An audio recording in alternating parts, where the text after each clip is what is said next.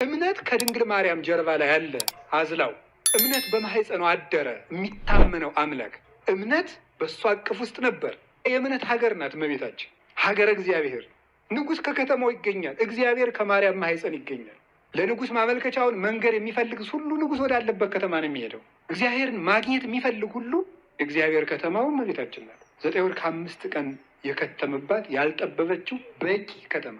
አዳም ያልሆንለትን፣ አረጋዊ አብርሃም ያልሆንለትን፣ ማቱሳላ በ969 ዓመቱ ያልገለጠውን ብርሃን 15 ዓመት ብላቴና ዘመናትን አስረጅቶ የሚኖረውን አምላክ ታቅፋ ብርሃን ወደ ምድር እንዲወርድ አደረገች። ድንግል ማርያም ሃይማኖትን የምትሸፍን ሳትሆን ሃይማኖትን የምትገልጥ ናት።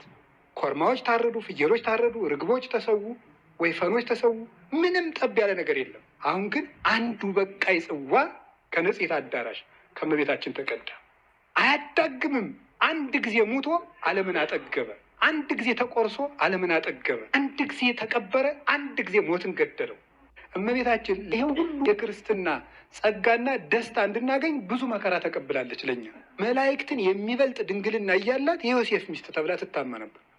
በንጽህናና በብስራተ መልአክ የወለደችውን አንድ ልጇን እንኳን ማሳደጊያ ሀገር ተነስቷት ተሰደደ። ልጇ ሲገረፍ ማየት ሌላ ችግር ሆኖ የተገረፈው ልጇን እግሩን አቅፋ እንኳን እንዳታለቅስ ዕድል የተነፈገች ሰው ናት።